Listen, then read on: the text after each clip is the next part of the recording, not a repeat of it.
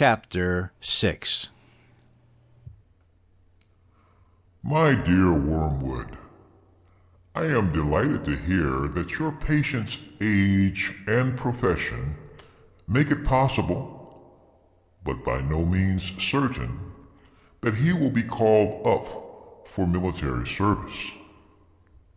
We want him to be in the maximum uncertainty, so that his mind will be filled with contradictory pictures of the future, every one of which arouses hope or fear. There is nothing like suspense and anxiety for barricading a human's mind against the enemy. He wants men to be concerned with what they do.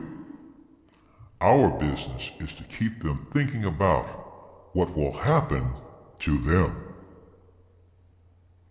Your patient will, of course, have picked up the notion that he must submit with patience to the enemy's will. What the enemy means by this is primarily that he should accept with patience the tribulation which has already been dealt out to him, the present anxiety and suspense. It is about this that he is to say, "Thy will be done," and for the daily task of bearing this, that the daily bread will be provided. It is your business to see that the patient never thinks of the present fear as his appointed cross, but only of the things he is afraid of. Let him regard them as his crosses. Let him forget that, since they are incompatible, they cannot all happen to him. And let him try to practice fortitude and patience to them all in advance. For real resignation, at the same moment to a dozen different and hypothetical fates, is almost impossible, and the enemy does not greatly assist those who are trying to attain it. Resignation to present and actual suffering, even where that suffering consists of fear, is far easier and is usually helped by this direct action. An important spiritual law is here involved. I have explained that you can weaken his prayers by diverting his attention from the enemy himself to his own states of mind about the enemy. On the other hand, fear becomes easier to master when the patient's mind is diverted from the thing feared to the fear itself, considered as a present and undesirable state of his own mind. And when he regards the fear as his appointed cross, he will inevitably think of it as a state of mind. One can therefore formulate the general rule: in all activities of mind which favor our cause, encourage the patient to be unself-conscious and to concentrate on the object. But in all activities favorable to the enemy, bend his mind back on itself.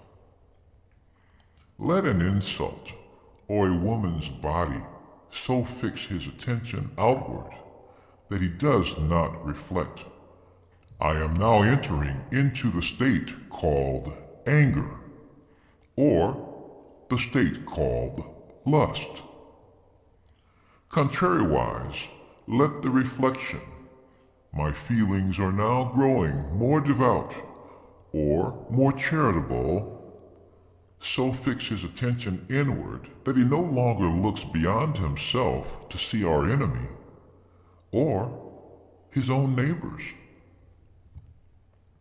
As regards his more general attitude to the war, You must not rely too much on those feelings of hatred which the humans are so fond of discussing in Christian or anti-Christian periodicals. In his anguish, the patient can, of course, be encouraged to revenge himself by some vindictive feelings directed towards the German leaders, and that is good so far as it goes. But it is usually a sort of melodramatic or mythical hatred directed against imaginary scapegoats. He has never met these people in real life. They are lay figures modeled on what he gets from newspapers. The results of such fanciful hatred are often most disappointing, and of all humans, the English are in this respect the most deplorable milksops.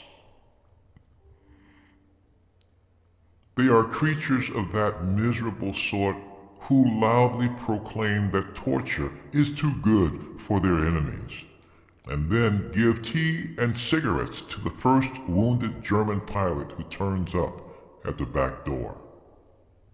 Do what you will, there is going to be some benevolence, as well as some malice in your patient's soul. The great thing is to direct the malice to his immediate neighbors, whom he meets every day, and to thrust his benevolence out to the remote circumference, to people he does not know. The malice thus becomes wholly real, and the benevolence largely imaginary.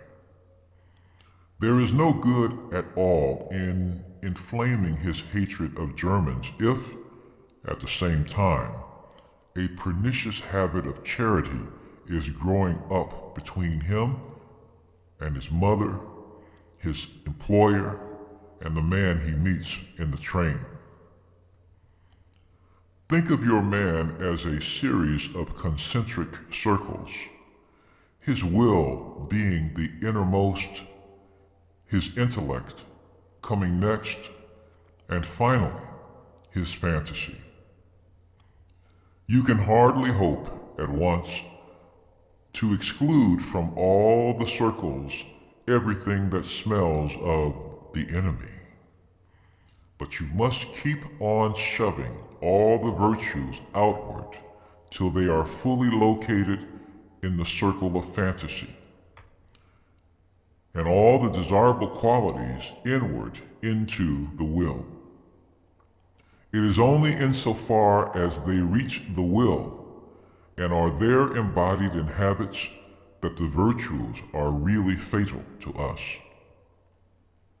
I don't, of course, mean what the patient mistakes for his will, the conscious fume and fret of resolutions and clenched teeth, but the real center, what the enemy calls the heart. All sorts of virtues painted in the fantasy, or approved by the intellect, or even, in some measure, loved and admired, will not keep a man from our Father's house. Indeed, they may make him more amusing when he gets there. Your affectionate uncle, Screwtape.